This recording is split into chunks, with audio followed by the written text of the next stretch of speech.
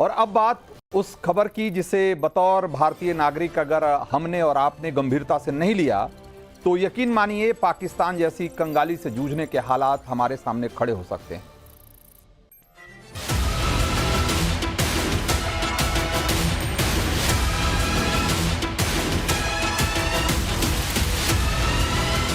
आर्थिक संकट को हम पार कर चुके हैं। अब आत्मनिर्भर हिमाचल बनाने की तरफ ये चेंजिंग जरूरी है।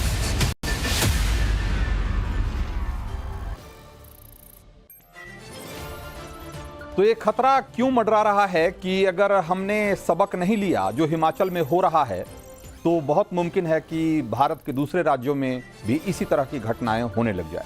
और मैं इसलिए ऐसा कह रहा हूं क्योंकि ये वक्त आ गया है कि चुनावी माहौल में राजनीतिक पार्टियों के हवाई वादों को समझदारी की कसौटी पर कस कर देखा जाए। मुफ्त की रेवड़ी के चक्कर में फंसकर आंख मूंद कर वोट देना कितना खतरनाक साबित हो सकता है, ये जरा हिमाचल से सबक लेने की जरूरत है। हिमाचल में इसको देखने की जरूरत है। और हम इसलिए ऐसा कह रहे हैं क्योंकि देश का जो सबसे खूबसूरत राज्य है एक तरीके से हिमाचल, वो कंगाली के मुहाने पे खड़ा है। और इतिहास में पहली बार ऐसा हो रहा है कि हिमाचल में 2 लाख सरकारी कर्मचारियों की सैलरी और 1.5 लाख पेंशनधारियों का पेंशन महीने की पहली तारीख को उनके खाते में नहीं क्रेडिट हुआ। और ये क्रेडिट कब होगा, ये इसका भुगतान कब होगा, इसकी गारंटी देने वाला भी फिलहाल कोई नहीं है। हिमाचल के मुख्यमंत्री सुक्खू भी नहीं, क्योंकि हिमाचल सरकार के खजाने में अभी एक ढेला भी नहीं है और सिर पर 94,000 करोड़ का कर्ज है, वो अलग से। सरकारी कर्मचारियों का वेतन तो छोड़िए, इस कर्ज की किस्त कैसे भरी जाएगी, इसका जवाब हिमाचल की कांग्रेस सरकार के पास नहीं है। और ऐसे हालात बने क्यों, इसके लिए 2 साल पहले दिसंबर 2022 में आपको चल के देखना होगा, जब हिमाचल में विधानसभा चुनाव थे और हिमाचल की मौजूदा सत्ताधारी पार्टी कांग्रेस चुनावी जीत के बाद मुफ्त की रेवड़ी बांटने के वादों की झड़ी लगा रही। कांग्रेस ने चुनावी घोषणा पत्र को प्रतिज्ञा पत्र के नाम से जारी किया था और वादा किया था कि हिमाचल में कांग्रेस की सरकार बनी तो वो क्या क्या करेंगे। रिटायर्ड सैनिकों के लिए पुरानी पेंशन स्कीम बहाल करेंगे, युवाओं को 5 लाख सरकारी नौकरी देंगे, हिमाचल की हर महिला को यानी कि 18 साल से और 60 साल के बीच की, 18 साल से ऊपर और 60 साल से नीचे की सारी महिलाओं को 1500 रुपये महीने का वजीफा देंगे, जमीन अधिग्रहण का मुआवजा 4 गुना कर देंगे, 300 यूनिट तक बिजली भी मुफ्त कर देंगे और भी पता नहीं क्या क्या। इन हवाई चुनावी वादों पर मीडिया भी सवाल उस समय उठा रही थी कि कांग्रेस के कर्ता धर्ता जो लोग उस समय थे उनसे पूछा जा रहा था कि भाई इतने सारे वादे तो कर रहे हैं, लेकिन इसे पूरा करने के लिए पैसे आएंगे कहां से, क्या इसका बोझ हिमाचल उठा पाएगा। तब जवाब में क्या कहा जा रहा था, पहले एक बार जरा आप वो सुनिए, फिर आगे की कहानी बताएंगे। खेड़ा जी, जिस प्रदेश में 85,000 करोड़ का कर्ज हो और उधर आप गारंटियां दे रहे हैं, तो कहां तक कारगर साबित है। कांग्रेस पार्टी में अर्थशास्त्र समझने वालों को सम्मान दिया जाता है। 10 साल प्रधानमंत्री ऐसे व्यक्ति को बनाया जो अर्थशास्त्री पूरे विश्व में जिनका नाम। हम इस तरह से हवाई घोषणाएं नहीं करते।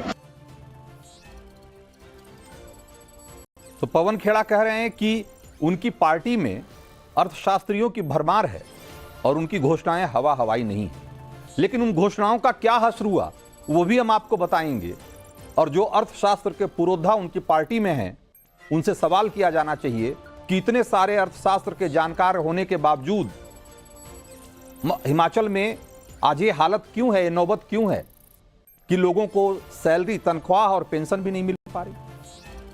ये जो हमने आपको बयान सुनवाया पवन खेड़ा का, ये 6 दिसंबर 2022 का बयान था और तब राहुल गांधी का दूत बनकर कांग्रेस नेता पवन खेड़ा शिमला गए थे। हिमाचल में आज जो हालात पैदा हुए हैं उसकी आशंका को लेकर मीडिया तब भी सवाल उठा रही थी, लेकिन सुनना किसे और समझने को कौन तैयार था। और पब्लिक का क्या, उसको तो मुफ्त का माल चाहिए था।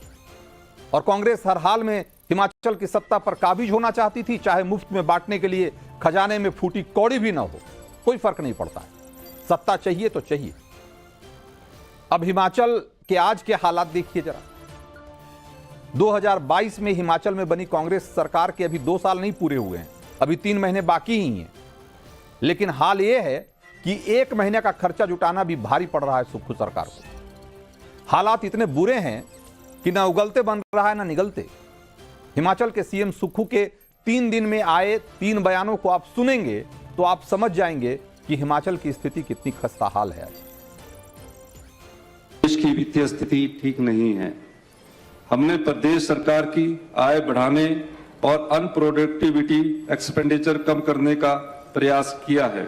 इन प्रयासों के परिणाम आने में समय लगेगा। कि जब तक प्रदेश की आने वाले समय में जो सुधार और अच्छा नजर आता है, 2 महीने तक ना पे लेंगे, ना टीए लेंगे, ना डीए लेंगे। आर्थिक संकट नहीं है भैया, आर्थिक संकट से हम उबर रहे हैं। आर्थिक संकट को हम पार कर चुके हैं। अब तो हमने आपको 3 बयान सुनाया। पहला बयान 29 अगस्त था, जब सुक्खू ने हिमाचल विधानसभा में कहा कि खजाने की स्थिति बिल्कुल खस्ताहाल है, बुरी स्थिति है। हिमाचल के मंत्री और विधायक अगले 2 महीने तक, और उनके सारे स्टाफ भी अगले 2 महीने तक कोई वेतन और भत्ता नहीं ले, ये उन्होंने अगले दिन कहा। लेकिन जैसे ही इस मामले को लेकर लोगों ने उछालना शुरू किया, अगले दिन वो पलट गए और उसके 24 घंटे के भीतर ही उन्होंने नया बयान दे दिया कि बीजेपी अफवाह फैला रही है, हिमाचल में ऑल इज वेल, कुछ भी गड़बड़ नहीं। सवाल यह है कि अगर हिमाचल में कुछ भी गड़बड़ नहीं है तो आज 3 तारीख हो गई, अभी तक वेतन और पेंशन क्यों नहीं आया लोगों को? सवाल यह है कि हिमाचल की हालत दुनिया देख रही है, सब कुछ देश के सामने है, फिर सुक्खू क्यों डिनायल मोड में? क्या इसकी वजह हरियाणा, झारखंड, महाराष्ट्र और जम्मू कश्मीर में जो चुनाव होने वाले हैं उसको देखते हुए इस तरीके के बयान दिए जा रहे हैं?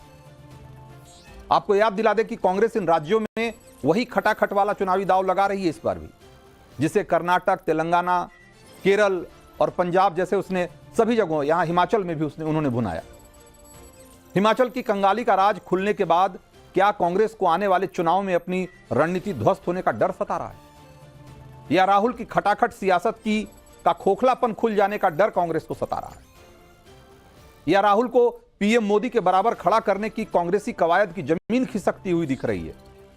क्या वजह है कि हिमाचल में सुक्खू सरकार न तो पेंशन और वेतन दे रही है और न ही इस बात को स्वीकार कर रही है कि वहां स्थिति खराब है? हिमाचल की कंगाली की हालत पर खुद राहुल गांधी की चुप्पी भी सबको चौंका रही है। और वो क्यों चुप हैं, यह समझना कोई मुश्किल नहीं है, एकदम बिल्कुल स्पष्ट है उनका जो उनकी चुप्पी समझ में आती है। एक तरफ तो राहुल गांधी देश को गरीबी मिटाने का खटाखट फॉर्मूला दे रहे थे, और यहां हालत यह है कि कांग्रेस की सत्ता वाली हिमाचल में कर्मचारियों के तनख्वाह के पैसे नहीं है। हिमाचल के हालात सामने रखकर अगर राहुल का वो बयान सुनिएगा तो लगेगा कि राहुल गांधी भी एकदम अलग लेवल का मजाक करते हैं कभी कभी। सुनिए राहुल गांधी। अगर आप गरीबी रेखा के नीचे हो, आपके बैंक अकाउंट में हर साल 1 लाख रुपया, 8,500 रुपया महीने का खटाखट खटाखट खटाखट खटाखट आता रहेगा।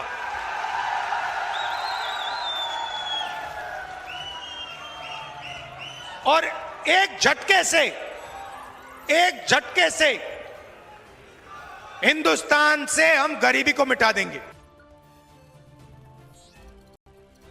तो राहुल गांधी कितने कॉन्फिडेंस से कह रहे हैं कि एक झटके से हिंदुस्तान की सारी गरीबी मिटा देंगे। और यहां हालत यह है कि हिमाचल में लोगों का घर कैसे चलेगा, लोगों के बच्चों की फीस कैसे जाएगी स्कूल की, उनको ये नहीं समझ में आ रहा, क्योंकि उन्हें पता ही नहीं कि उनकी अगली सैलरी कब मिलेगी। तो राहुल का एक तरफ है चुनावी जुमला खटाखट वाला कि एक झटके में गरीबी गायब कर देंगे, जो सपना उन्होंने दिखाया, और अब उसकी हकीकत जो है वो हिमाचल में देखिए। चुनाव में क्या गारंटी थी, चुनाव में क्या कहा गया? कहा गया कि 18 से 60 साल की महिलाओं को हर महीने 1500 रुपए हम देंगे, और हकीकत यह है कि उस भत्ते के लिए महिलाएं अभी भी भटक रही हैं। हिमाचल में कहा गया कि हर साल 1 लाख नई नौकरियां देंगे, और हकीकत क्या है, सच्चाई क्या है? बेरोजगारी में पूरे देश में नंबर 1 हो चुका है हिमाचल आज की तारीख। चुनावी गारंटी क्या थी कांग्रेस की? कि हर महीने 300 यूनिट फ्री बिजली देंगे, और आज हकीकत क्या है, आज सच्चाई क्या है? मुफ्त में 300 यूनिट बिजली तो बंद हो ही गई। बीजेपी सरकार में जो 125 यूनिट फ्री बिजली योजना शुरू की गई थी उसको भी खत्म कर दिया गया, खत्म करना पड़ा। चुनावी गारंटी थी कि हर विधानसभा क्षेत्र में 4 इंग्लिश मीडियम स्कूल खोलेंगे। और सच्चाई क्या है आज की? हिमाचल में पिछले 2 साल में 99 सरकारी स्कूल बंद हो चुके हैं, करीब 100 स्कूल बंद हो चुके हैं। आप सोचिए, तो एक खटाखट कहना और खटाखट करना, दोनों में आसमान और जमीन का अंतर होता है। राहुल गांधी को अभी यह बात समझने में शायद वक्त लगेगा। हिमाचल में कांग्रेस की हवाई चुनावी गारंटी का हश्र क्या हुआ है तो हमने तो आपको बता दिया। लेकिन आपको यह भी बता दें कि साल 2022 में हिमाचल में सरकार बनाने के बाद कांग्रेस ने कहा था कि हिमाचल को साल 2027 तक, यानी कि 5 साल में आत्मनिर्भर बना देंगे और 2032 तक हिंदुस्तान का सबसे समृद्ध राज्य। सोचिए, लेकिन हालात 2 साल में क्या से क्या हो गए। आपको कुछ और आंकड़े दिखाते हैं और कुछ और सच्चाई आपको बताते हैं। कांग्रेस की हवा हिमाचल में ओल्ड पेंशन स्कीम का खर्चा जुटाते जुटाते निकल गया आज की तारीख में। हिमाचल सरकार का कर्जा बढ़कर 94,000 करोड़ रुपया हो चुका है और जो दिसंबर तक 1 लाख करोड़ पार कर लेगा। सोचिए, छोटा सा राज्य, 1 करोड़ से भी कम की आबादी, और वहां 1 लाख करोड़ का कर्जा है। 10,000 करोड़ रुपए से ज्यादा सरकारी कर्मचारियों का एरियर बकाया है। पुराना कर्ज चुकाने के लिए भी नया कर्जा लेना पड़ रहा है। सोचिए, कर्जा चुकाने के लिए कर्जा लेना पड़ रहा है। नतीजा यह है कि प्रति व्यक्ति कर्ज के मामले में हिमाचल भारत में दूसरे नंबर का राज्य हो गया है। हिमाचल में प्रति व्यक्ति कर्ज, मतलब एक आदमी पर जो कर्ज है वह 1,17,000 रुपए का है। 1,17,000 का कर्ज, जो कि अरुणाचल के बाद सबसे ज्यादा है और दूसरे नंबर पे है। हिमाचल के बजट का 46%, यानी कि उसके बजट का एक बड़ा हिस्सा कर्ज की किस्त देने, ओल्ड पेंशन स्कीम का पैसा चुकाने और सरकारी कर्मचारियों के वेतन और पेंशन पे खर्च हो जाता है। अब आप सोचिए कि जब बजट का आधा हिस्सा इन्हीं सब चीजों में निकल जाएगा तो आप विकास के काम क्या कर पाएंगे और बाकी योजनाओं के लिए आप क्या पैसे जुटा पाएंगे और क्या खर्च कर पाएंगे? 4,000 करोड़ रुपए वाटर सेस, यानी कि पानी पर टैक्स लगाकर हिमाचल सरकार अब जुटाने की कोशिश में है, क्योंकि खजाना खाली है। समझ में नहीं आ रहा है कि वेतन और पेंशन दें कहां से। तो अब नए नए तरीके जो तलाशे जा रहे हैं कि कैसे रेवेन्यू बढ़ाया जाए, कैसे राजस्व बढ़ाया जाए, खजाने में कुछ पैसे कैसे लाए जाएं ताकि लोगों को पेंशन और तनख्वाह दे सके। तो उसके लिए वाटर सेस लगाने जा रही है सरकार। लेकिन इसको भी सुप्रीम कोर्ट ने असंवैधानिक बता दिया। तो अब रास्ता क्या बचा था? तो हिमाचल सरकार के पास अब दिसंबर 2024 तक 6,200 करोड़ रुपए की लोन लिमिट है। मतलब इतना लोन वो सरकार और ले सकती है। उसमें से 3900 करोड़ का लोन लिया जा चुका है, जबकि अगले 4 महीने के वेतन पेंशन का खर्च ही 8,000 करोड़ रुपए से ज्यादा का है। आप सोचिए, यानी कि अगर आप लोन लेके भी अगर देना चाहें कर्मचारियों को वेतन, कर्ज लेकर भी अगर कर्मचारियों को वेतन और पेंशन देना चाहें तो भी आप नहीं दे सकते, क्योंकि उतना भी लोन लेने की लिमिट नहीं है आप। यानी कि अगले 4 महीने हिमाचल सरकार पर कितने भारी हैं ये आप इसका अंदाजा लगा सकते हैं। अब बीजेपी कह रही है कि विधानसभा में आर्थिक स्थिति पर चर्चा होनी चाहिए राज्य की, यानी हिमाचल सरकार पर खतरे की तलवार लटकने लगी है। हिमाचल को 2 साल में इस हालात में धकेलने वाली कांग्रेस ने क्या क्या सपने दिखाए थे, क्या क्या दावे किए थे, कैसे कहा था कि उसके एक्सपर्ट ने सबका हिसाब लगा लिया है। पवन खेड़ा का बयान एक बार आपको फिर से सुनना चाहिए, फिर आपको उन राज्यों की भी तस्वीर आपके सामने रखूंगा जहां कांग्रेस में सत्ता में है या कांग्रेस सत्ता की साझेदार रही है। सोच समझकर ये 10 गारंटियां बनाने के वक्त भी उससे पहले बड़ी लंबी चौड़ी एक्सरसाइज हुई, कई लोगों के साथ सलाह मशविरा हुआ। ऐसे ही नहीं कि 1.5 आदमियों की सरकार नहीं होती हमारे यहां सब लोग मिलकर एक्सपर्ट से बात करके और फिर अपनी 10 गारंटी देते हैं। सोचिए, कितना दिमाग लगा करके 10 गारंटी शुरू की गई थी, कैसे बड़े बड़े अर्थशास्त्री हैं पार्टी के भीतर, और उन्होंने कितना दिमाग लगाया होगा कि हिमाचल को आज यहां पहुंचा दिया। सोचिए कि किस तरह की स्ट्रेटजी, किस तरह की रणनीति बनी होगी कि एक ठीक ठाक चलते चलाते राज्य सरकार को कंगाली के रास्ते पर खड़ा कर देना है।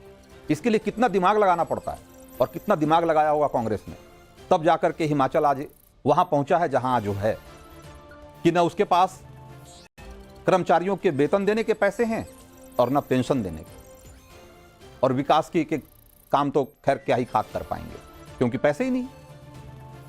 तो हिमाचल के खजाने की कंगाली के लिए सुक्खू सरकार अब जब उन्हें कुछ समझ में नहीं आ रहा तो बीजेपी पर ठीकरा फोड़ने में जुटी हुई है कि 2022 के पहले उनकी जिनकी सरकार थी हिमाचल में, उन्होंने बहुत कर्जा कर दिया था, उन्होंने ठीक से मैनेजमेंट नहीं किया। लेकिन आंकड़े तो आंकड़े हैं साहब, आप उनको नहीं छुपा सकते, उनके सामने झूठ नहीं बोल सकते, इसलिए दाव भी नहीं चल रहा। क्योंकि आंकड़े बताते हैं कि बीजेपी ने 5 सालों में 19,600 करोड़ का कर्ज लिया, बीजेपी की जब सरकार थी, यानी कि मान लीजिए 20,000 करोड़ का कर्ज लिया, जबकि कांग्रेस ने 20 महीने में यानी कि 2 साल से कम में 24,176 करोड़ का कर्ज ले लिया। आप समझ रहे हैं, 5 साल में पिछली सरकार ने 20,000 करोड़ का कर्ज लिया और जो नई सरकार आई उसने 2 साल से कम में 24,000 करोड़ का कर्ज ले लिया।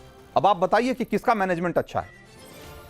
और इतने सारे अर्थशास्त्री, इतने सारे दिमाग वाले लोग और इतनी सारी स्ट्रेटजी का क्या करेंगे आप जब आप 2 साल के भीतर एक स्टेट को कंगाली के कगार पे लाके खड़ा कर देते हैं? तो हिमाचल के हालात कर्नाटक से लेकर केरल और तेलंगाना, सब ऐसे बहुत सारे राज्य हैं कि हिमाचल के हालात के बाद सब जगह इस बात की चिंता बढ़ रही है कि कहीं आने बाकी राज्यों की स्थिति भी ऐसी नहीं हो जाए, क्योंकि वहां भी कम से कम बेस इसी तरह की पॉलिसी चल रही है और यहां भी कांग्रेस की गारंटी पूरी करने में खजाना खाली हो रहा है। डर इन्हें भी सता रहा है कि आने वाले वक्त में हिमाचल वाले हालात न हो जाएं। चुनावी साल में हिमाचल की हालात बता रहे हैं कि कांग्रेस और उनकी अगुवाई वाली इंडी गठबंधन का अर्थशास्त्र किस कदर कमजोर है और कितना खराब है, और आने वाले चुनाव में कहीं ये हार की वजह न बन जाए, क्योंकि हिमाचल के हालात देश की जनता को सीधा सीधा मैसेज दे रहे हैं कि मुफ्त की रेवड़ी और ये रेवड़ी वाली सियासत राज्यों को और देश को किस दलदल तक में पहुंचा सकती है।